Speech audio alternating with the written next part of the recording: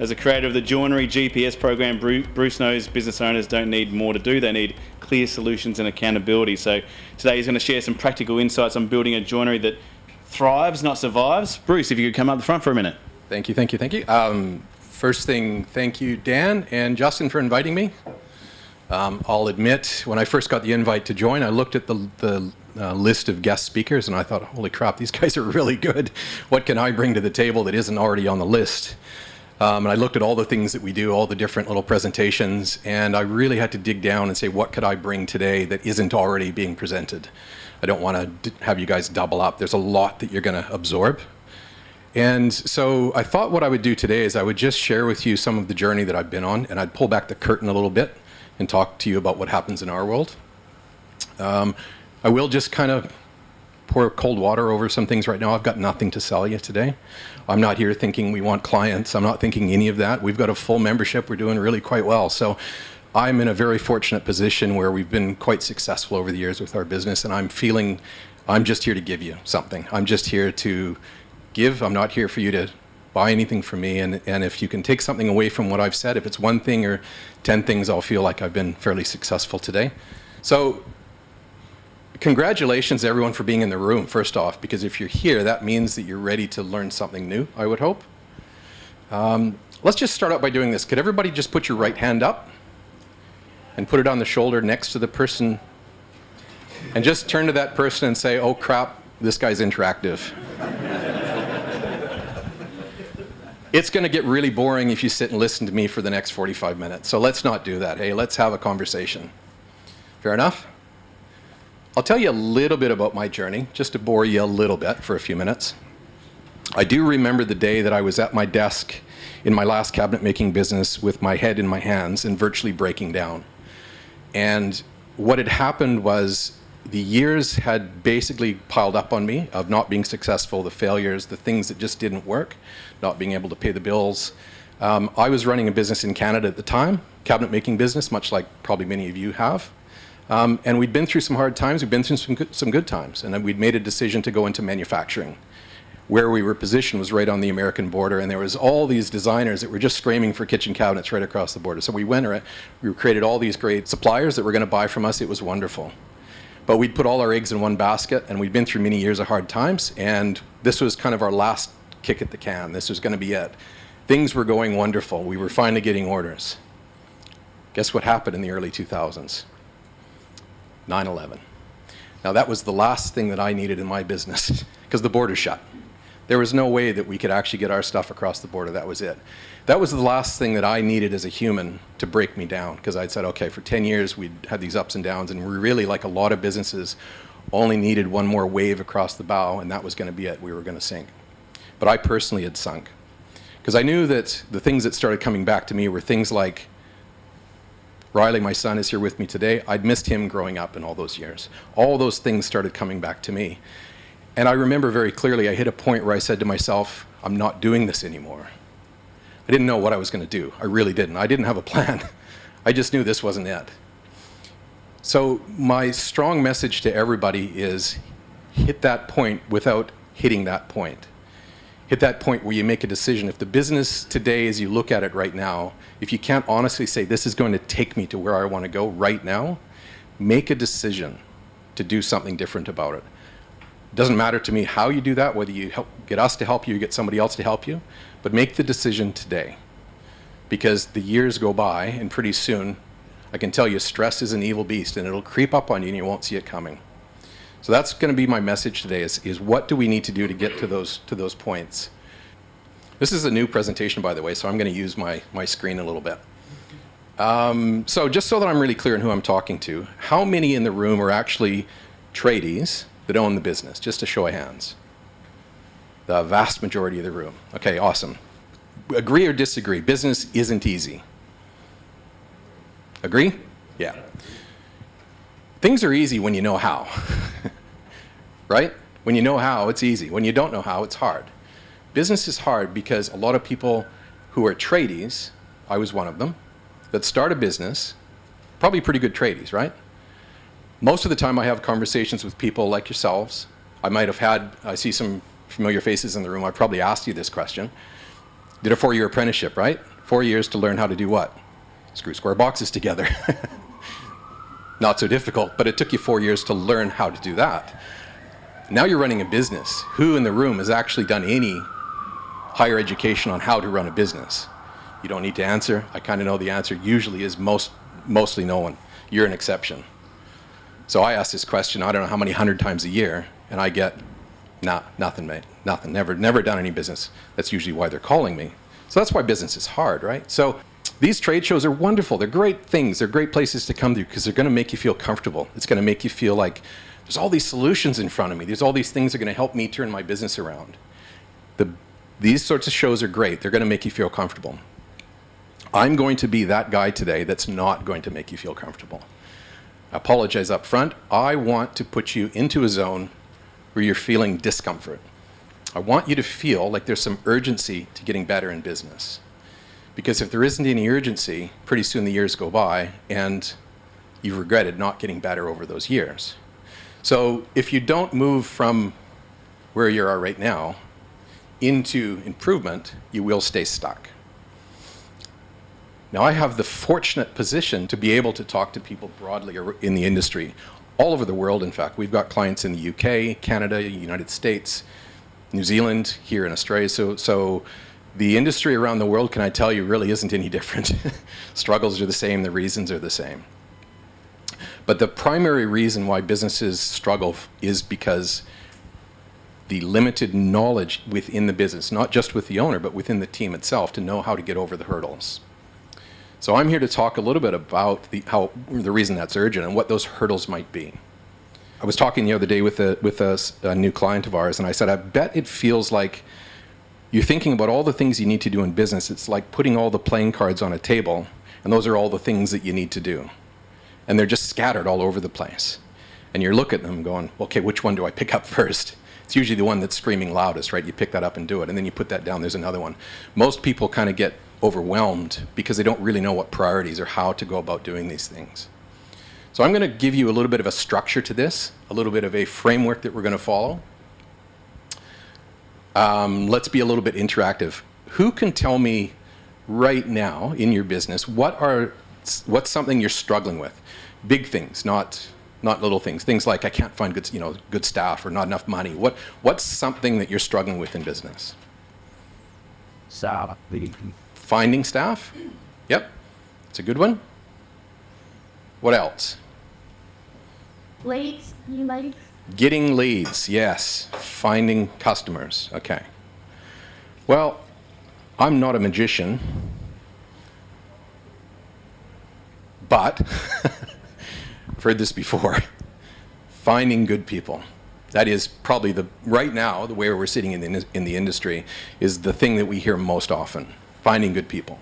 We also hear, we win work, and I have this immediate high and this immediate low. I lived it myself. We would sell a job, and I would go, hallelujah, now I've got this deposit, so I can pay wages.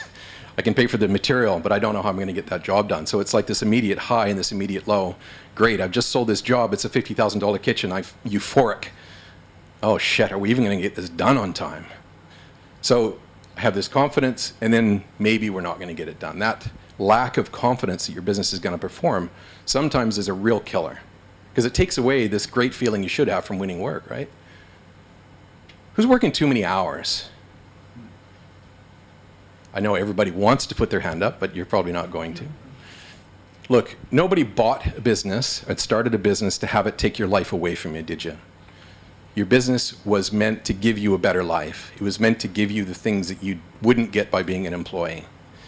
And unfortunately, in this industry, we see the vast majority of the industry actually 5 years, 10 years on with all of that taken away from them. Don't have enough money. I can't take a week off because the business is going to collapse. I can't get good people. All of that stuff just never seems to get solved like it should. The business was meant to give you freedom in life. Meant to give you money too. You put an investment into this thing, right? Everybody's put their money into it. So it's got to give you a return as well as a wage. But one of the other dominant things we hear is, I just feel the weight of the business on me all the time. I can't get away from it. Sometimes I'll ask people, how many hours a week do you work? Oh, mate, only 50. When you're home, are you still working? Yes. So even though you're not putting in the hours, you're still not unplugged in your brain when you're at home, because you know there's those quotes to do, or that customer that wasn't, that sort of stuff. Not being able to detach from the business can be a killer. So I'm going to ask everybody, this is that engagement thing I talked about earlier. If you could buy one thing in your business right now, what would you buy that you feel would solve some problems? And you're here at a trade show, and there's wonderful things that you can purchase the next couple of days. What would they be? Probably Tesla robots. Robots? Great. What else? Fighting machine. A cloning machine. Working on that, but not there yet. What else? What else would you purchase? What else would you buy? Host. Sorry? Knowledge. Well, a lot of people would say fancy machinery, right? And I'm not saying don't buy fancy machinery. What I'm saying is a lot of people think this is going to be their solution. Shiny objects, right? We're all tradespeople. Shiny objects are like a fly to the light. We all love shiny objects. Can I tell you, as a tradesman, most of you would put your hand up and said you're a tradesman. The struggle in business is not your fault. You were wired when you were trained as a tradesman to think like a technician. Now that is not something that will be helpful in business.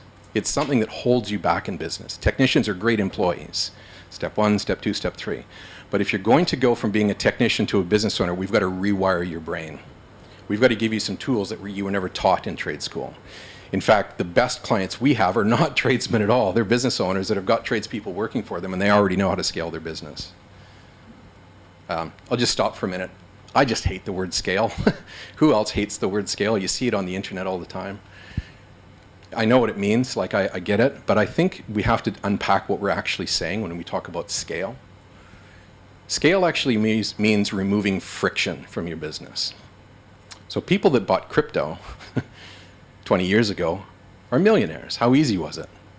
Just purchase this thing and it just went up, right? How many steps, how much friction was there in doing that? Nothing. Low friction businesses have the ability to scale up really, really quickly because there's no friction going on. These sorts of businesses that you guys run have an enormous, enormous amount of friction. I'm not telling you anything you don't already know. So scaling a business and removing friction in these sorts of businesses is particularly difficult because you guys know at every step along the way there's something that could go wrong. Customer said something bad, didn't get passed over. All those different touch points are friction points. That's what makes scalability in these businesses really hard. And that's why a joinery or cabinet manufacturing business can only get to be so profitable because of that friction that can possibly happen. And that's why it's more difficult in these sorts of businesses to become successful. Because we really, really have to have a deeper level of knowledge and understanding how to remove those friction points. So buying machinery, getting a bigger factory. You hear this one all the time too. If I just had more space. And often we'll go, okay, what are you going to do with the space? Well, I'm going to pile up my cabinets. And they'll wait, longer. Bigger factories, hear it all the time. Software solutions. So those are the three heavy hitters, right? New machinery, bigger space, fancy software. Absolutely, fantastic stuff. Who's got all that right now? Majority of people we talk to that are struggling in business have most, if not all of that. So it can't be the solution. So what are the real solutions? Well, those tools that we talked about, software, bigger spaces or the right size space, and fancy machinery can be a solution if you know how to use them. But the problem is I see so many businesses, and I'm sorry if this will offend anyone. Sorry, not sorry. I'm here to shake the tree a little bit. We see a lot of businesses with this current technology, current machinery, CNC machinery, current software, but actually running the business the same way that was in the 90s. So this industry really has a bit of a maturity to evolve through. Has anybody heard of lean manufacturing? Is that a term? Hands up if you've heard it. Some of the room? Yep. Does anybody know the story of lean?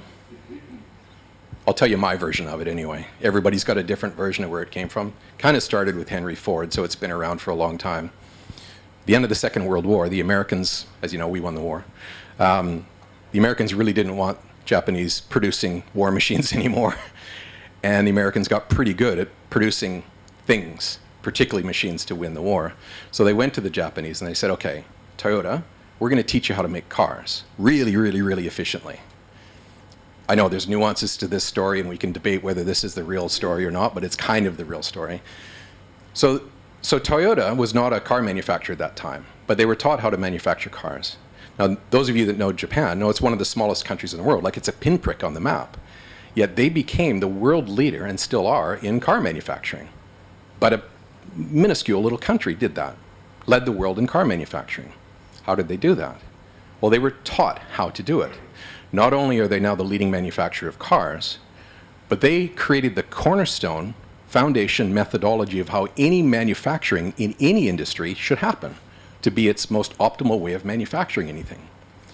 So we as coaches, if we go into any other industry, whether it's plastics or engineering, they've already adopted lean methodologies 40, 50 years ago. And if we can make a 2% efficiency gain, we're thought of as heroes. Can I tell you, when we go into joinery and cabinet manufacturing businesses, the opportunities are more like 60% efficiency. So the point I'm making isn't, don't think about the 60%. Think about the fact that there are massive, massive gains to be made. Some of you are more efficient than others, of course, but there are massive opportunities to just make simple efficiency gains in your factory by following time-proven methodologies. So bigger factories, yep, solutions, but most people already have these. Research shows us that if you invest in your people, including yourself, you'll get a ratio of 1 to 4 return. I can hear everybody going, oh yeah, I've invested in my people, they're a bunch of idiots. I'm going to stop doing that. I get it. And that might be true, but that's actually a problem we need to help you solve. That's not the truth or the reality. That's just a problem of how you teach your people. Maybe the process wasn't mapped out. You know, there's all kinds of examples of this, but the fact of the matter is, if you invest in yourself first as the business owner, then that's always going to pay you back. You should have, by the way, about 2% set aside of your revenue for professional development. That varies for the size of the business, but anywhere from 2 to 4% of your revenue should be set aside for professional development of any kind. So if you do that, you've got percentage set aside for professional development, you've got percentage set aside for marketing. We talked about marketing earlier. Absolutely, you have to do marketing, sometimes more than other times. And you show a 15 or 20% net profit after all those things are paid, happy days. So invest in your people. We have an approach, and we've created a framework to business for joinery businesses. We know that there's nuances to every business, but the bottom line is, this thought that you've got to be growing all the time, forget it. You don't need to be growing all the time. You might grow if you plan to grow. You don't need to be growing all the time. You do, however, need to be getting better all the time. So if somehow we could go back in time and we could replace this growth mindset with continuous improvement mindset, we would be so much better off as an industry. So forget about growth and think about right size, because if you don't do that, you'll end up with no life. We also think about, these are all the humanistic side of things, by the way, because humans are the people that make business successful, not the tools, not the stuff. Think about stability in your business. If you don't have stability, you end up with no money, and that's sort of a race to the bottom. We don't want to be on that one. And if you don't have the successes in business, you end up really with no future, because you just Groundhog Day every single day. So what we've done is we've created a framework of business components around each of those areas. Now, I've been showing this, we call this our genius model. I've been showing this for about 6 years. I'm going to break it down so it's a little bit simpler to understand. Think about it like the foundation of a house, building the foundation of your house. There are some things that you need to do in business, otherwise none of the other things are going to matter. You know, we can talk about more efficiencies, and I used to be one of those guys that went into factories and made them more efficient, only to learn like next month there's no work coming through the door. Great, we just created a factory that was really efficient with no work. How did that help the business? It really didn't. Or they were pricing wrong. Really efficient, lots of work, went broke anyway. So many years ago, I realized there are so many things that the business has to be doing for the overall business to succeed and thrive. You've got to be able to manage your tasks in the time that you have. You've got to get your team to do things right, and you've got to know your metrics. So this foundation approach is what I'm going to go through really quickly. I'll go really fast. If anybody has any questions, or if you want to hurl abuse at me, feel free. I've got thick skin and I've got my Gore-Tex jacket on, so I'm okay. These are things that they don't teach you in trade school. We talk about time management. You hear all the time, if I just had more time. Let's just think about that for a sec. How could you get more time? Completely impossible. You are actually 100% in charge of the tasks that you're asking yourself to do in the same amount of time that you have as everybody else on the face of the planet has. So it's really about task management. Has anybody ever heard of Parkinson's Law? Any show of hands, Parkinson's Law? Google it. Parkinson's Law says work will expand to fill the space given to it. Really, really interesting observation. If you go to work on a Monday and you say, I've got 2 quotes to do, I'm going to get those quotes done this week. Guess what happens? Friday afternoon rolls around, still haven't got those 2 quotes done. If you were to sit at your desk, undistracted, focused, probably take you an hour to get those 2 quotes done. So work expanded to fill the space given to it. You didn't give any time to it. I'm going to try and get it done this week. Therefore, there was no constraint around how much time you have. We hear all the time about productivity, how we've got a productivity problem. What we actually have is a distraction problem. People, myself, probably everybody in this room, can't work for any length of time without being distracted in your head. Let alone if you have a team of drafters who are drafting jobs. I won't ask for anybody to put their hand up, but I'm willing to bet that drafting team is open fodder. Anybody can walk in and say, hey, what about this job? While they're trying to draft another job. And then we blame them for mistakes. So distractions kill productivity. That's the sort of distraction that will kill a business. Those drafters should be able to say, I'm not available for an hour or half an hour. You can't talk to me. And they can get their job done and done well, and then have a break for 10 minutes, and they can then open questions. But if you allow chaos and anarchy to rule your business, you're going to continue to have those sorts of problems. Metrics are really, really important. If you don't know, like what do we do when we want to get fit, right? The first thing we do, we step on the scale. Oh, shit. But we know now, and it only takes once to see how bad it actually is. And that's what it is. That's the truth. If you don't know the truth in your business, what your numbers are telling you, what your net profit is, the numbers of leads coming in per month, your conversion rate in sales, your average job value. If you don't know the metrics that drive your business, how would you ever improve it? How would you ever know how it's going? There'd be no way to know that. You just let your gut rule your mind, and that's not a good way to run a business. So metrics are critically important. We create a metrics board. One of the wonderful things about JobMan right now is that we can actually feed it with a metrics board. We can drive information going through your business and put it into a dashboard. It's like your car dashboard, right? You don't know everything that's going on in the car, you just know the important things. Temperature gauge is going up, you keep an eye on it. Your team, I'm sorry to tell you this, you're not going to grow your business or improve it. You've got to get your team to do it. You know, if you are clever enough to convince a group of people to move a mountain, just get out of the way and let them do it. We have to get your team to be part of the solution to everything. They're not going to own the business results the same way you do, though. They don't have the same investment. So thinking that your team has to think like a business owner is a recipe for disaster. They don't own the business, and they don't think like a business owner. They think like an employee. So you, as a shareholder and a stakeholder in the business, have the highest risk, have the highest investment. So you obviously want to make it work. We have to really get clear on what's important to them. You know, maybe every Tuesday and Thursday, someone needs to have the day off at 3 o'clock to pick up the kids. That's really important. You know, those sorts of things are worth more than money. I don't know how many of you have a marketing agency. We have a marketing agency as well, driven by a need from our client base not getting good marketing results. It's called the Marketing Joint. Take that as you will. And the strategy we use is, how do we attract clients to you? How do we get people to contact you? The old way is, I'm going to go out and find them. I have to find customers. I have to find work. I'm looking for good people. We said earlier, we want to find good employees, right? I grew up in Canada. Finding things is hunting. Can I tell you a little bit about hunting? It's hard work. Really, really high failure rate. And you have to kill something.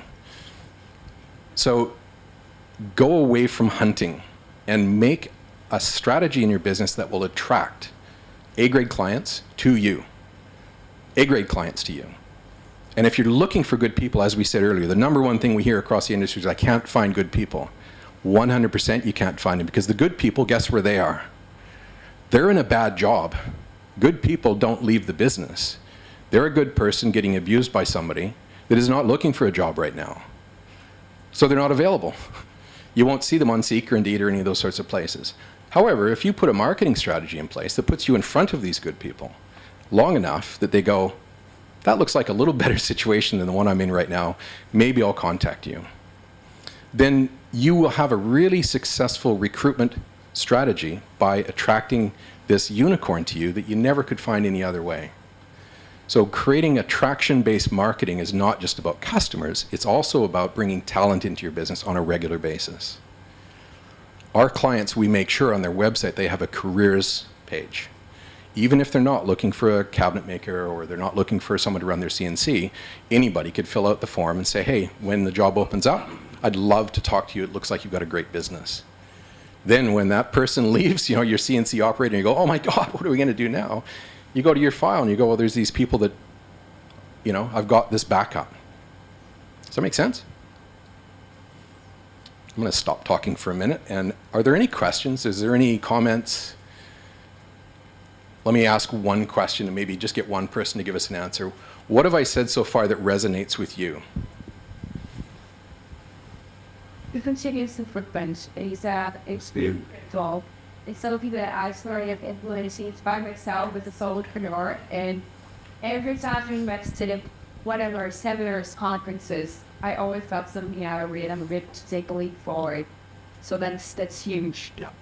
Yeah. Continuous improvement. I'll just add on that a little bit. Across the industry, we see businesses in this cycle. We'll go for 3 or 4 years, we'll not do any continuous improvement, but all of a sudden the industry has changed and we have to catch up. So we'll invest $250,000 in a piece of machinery. We've improved, and not do anything for another 4 years. Same thing, cycle after cycle after cycle. You might find that if you are continuously improving, you don't hit that wall where you've got to spend this $250,000, but that is the cycle we see. No commitment to continuous improvement, therefore you don't do anything for a long time and you get farther behind, and then all of a sudden you have to do it, otherwise you're dust.